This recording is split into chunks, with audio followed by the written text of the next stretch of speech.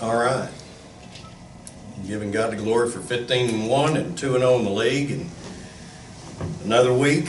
Proud of our kids for Sunday. Great basketball game between two really good teams, and proud of our fans again that were there. The 8,800 that produced a tremendous atmosphere, and but we're on to the next one, and got another great opponent, well-coached team in Georgia coming in. Joni's done a great job since taking over that program, and we played really well over there last year. I mean, really well. Maybe one of our better games of the year. Played them, I think, on New Year's Eve, and we just played really well. It's the best we've played against Georgia in my time going against them. And that goes back even to my Arkansas days. Stegman Coliseum is not a place where I've had a lot of success until last year, so was proud of our effort a year ago. If I remember right, T really carried us early.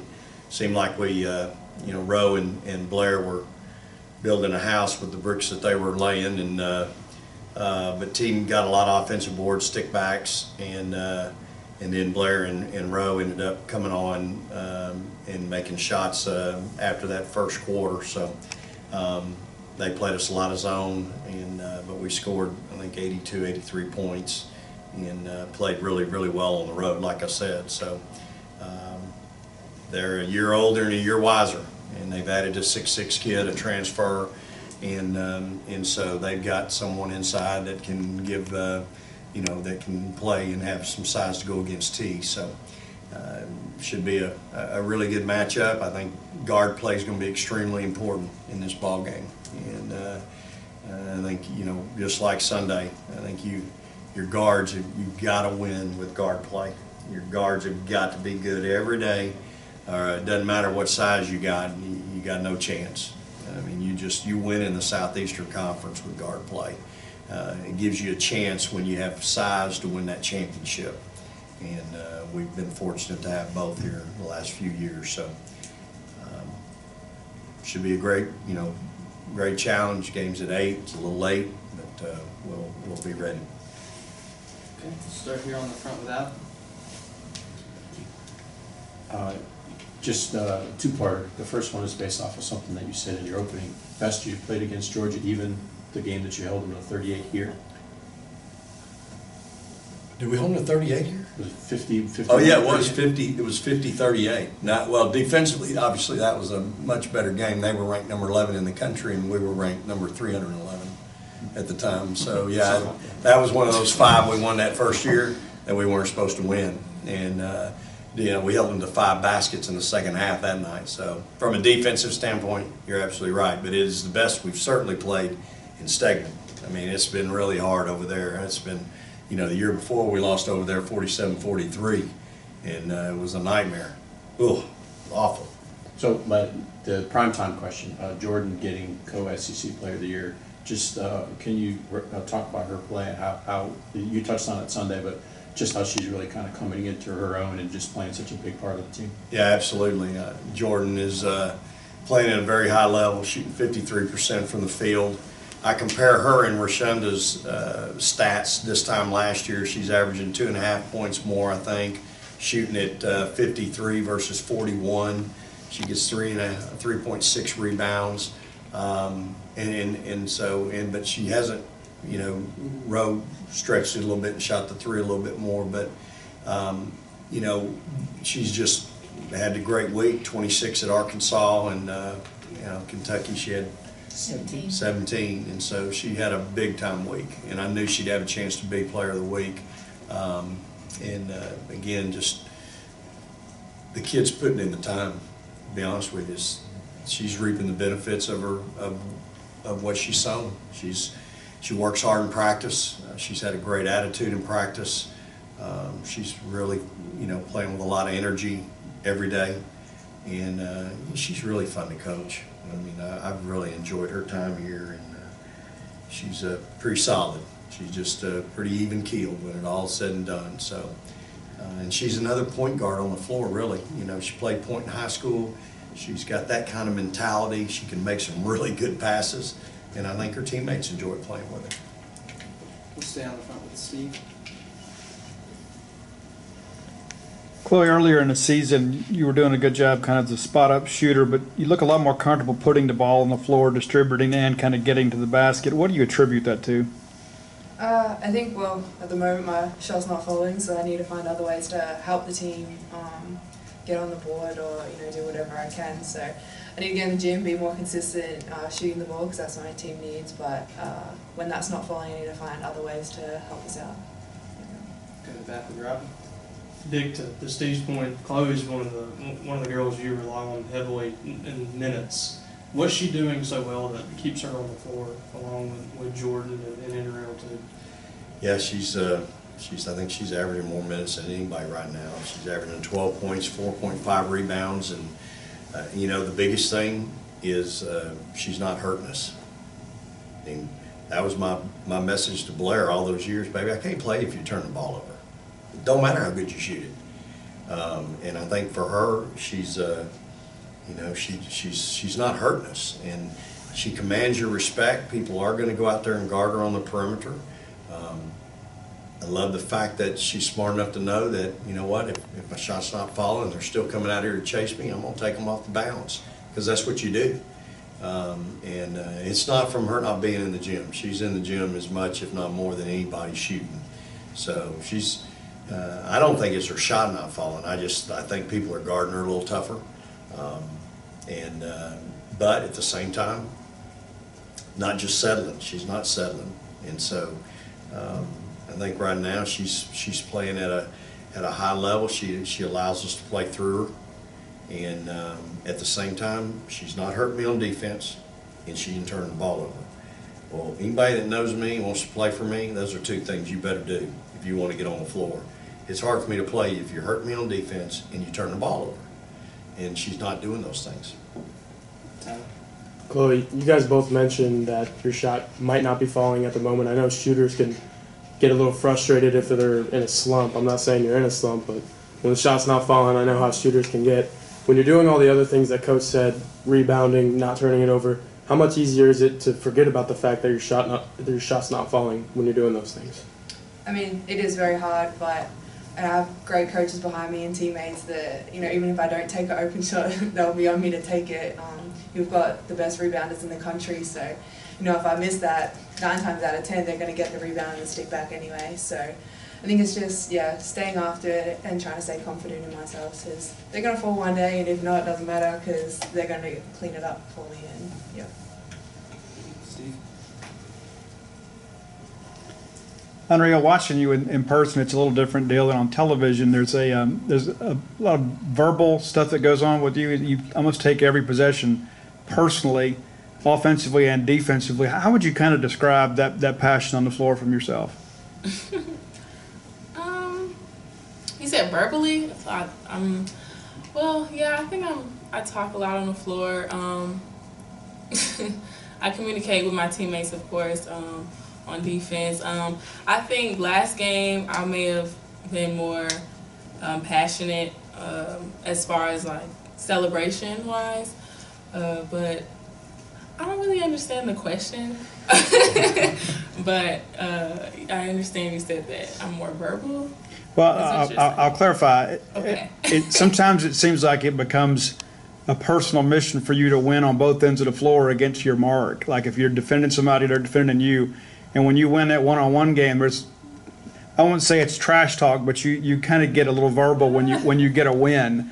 And so I'm just. Do I? Well, you did against Kentucky. I don't know. I was just so into the game. I'm not sure. Sorry. Coach, can you help her out? Well, I think you're right. I think she understands the one-on-one battles that you have to win throughout the course of the game, and she's learning in a very short period of time the importance of winning that battle when you're on defense. And she's lost some battles, and I remind her of those. And when she wins a battle, she's probably really excited that she's finally winning one. And so I think that's part of it. But obviously, I think the other piece, it's real noticeable when you have someone like Jazz out there who's involved in so many different energy plays, and an Anriel who's involved in almost all the energy plays. Jordan, same thing. I mean, those kids are real noticeable by how energetic and how hard and how fast they play. It's really evident, and I think your attention goes to those kids. And again, I think for Anriel, it's our challenge has been to teach her to change her game in a really short period of time, from the standpoint of the technique defensively that it takes to play here. And so when she does finally get one right, she's probably pretty excited about it. Like he said. Question for each of the players.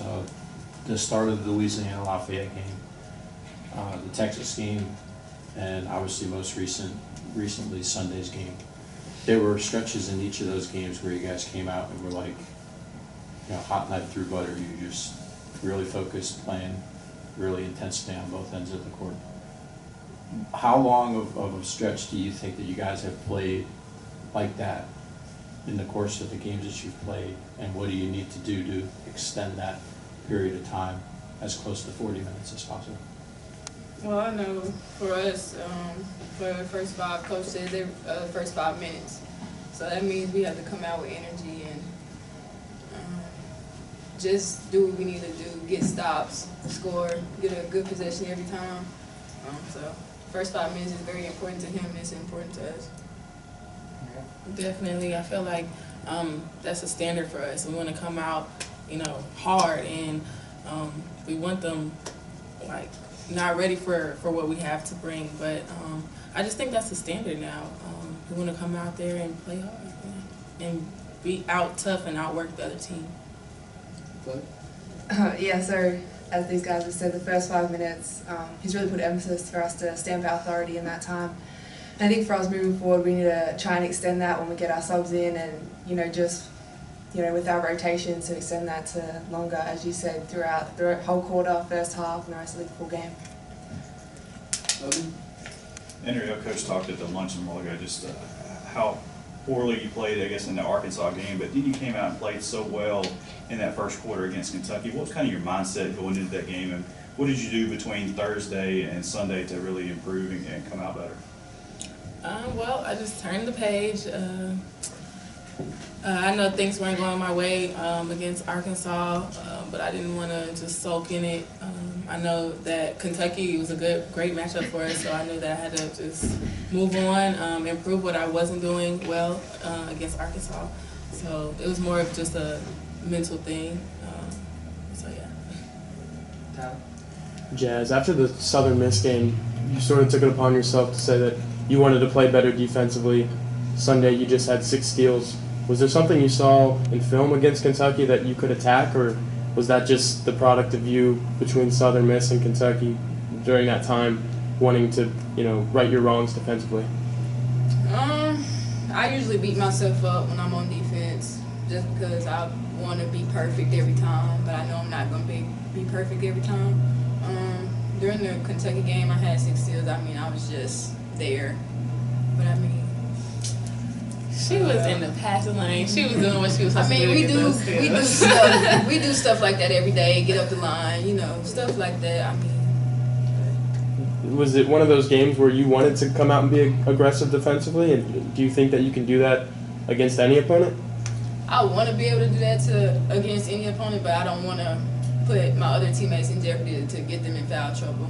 So, I want to have pressure, but not too much. We've got time for about 2 more. That question that I posed to your players, to you, what do you think that the team needs to do to sustain that such effective play in those 3 games? I know there were more, but just off the top of my head, those were probably the ones that stand out. What do you think they have to do to sustain that? I think it's hard any time in any sport to have continuity through substitution. That's the challenge in coaching, no matter what sport it is to have continuity through substitution. You watch in Major League Baseball, sometimes they'll go out there and get somebody after 2 pitches. They ain't happy with the way they're throwing. And so I think you just for us it's improving those kids coming off the bench. But I also think it's a mindset. Those kids got to know, hey, you either come in and fix what's broke, or If nothing's broke, you keep it going and do what you do. If Chloe hadn't turned it over, well, don't come in and try to do something you're not supposed to do or capable of doing, and then you end up turning it over. No, play within yourself, do your job. That's what makes a great team. Everybody's got a job to do. It's when you try to step outside of yourself and do things you're not capable of doing, that's what gets you in trouble. And so I think that's the biggest thing with everybody. Everybody thinks they got to impress the coach by scoring.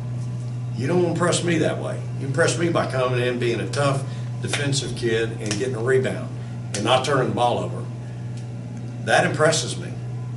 We'll fix, we'll worry about the other stuff, but if I need to give somebody a blow in that front five, don't come in and turn the ball over. Don't come in and be a Jack and Judy. Come in and defense, rebounding, be a toughness kid. That's what'll help us play you more. I need to play kids more. I need to play my bench more. And so that's the challenge though with young kids. Coming in, that's the piece that freshmen have to learn. And it's no different. I mean, it's no different across the street and down the hall and any freshman. That's just their mentality because that's the way it's always been in high school. We'll go to the very back. Anriel, you're one-on-one moves down low post. How long does it take you to size up a player and know how to beat them left, right, off the dribble, the scoop shots? How long does it take you to figure out this is how I beat this defender? I definitely look at the matchups. I know when we're doing dribble drive and if they're switching, I have a smaller defender on me, then I will try to take advantage of that. But in the post, if I have a taller defender on me, I like to use a lot of counter moves. Or if they took off the left side, I'll try to go to the right side. It's just reading the defense, really. I like to use counter moves, so yeah. All right. Anything else, guys?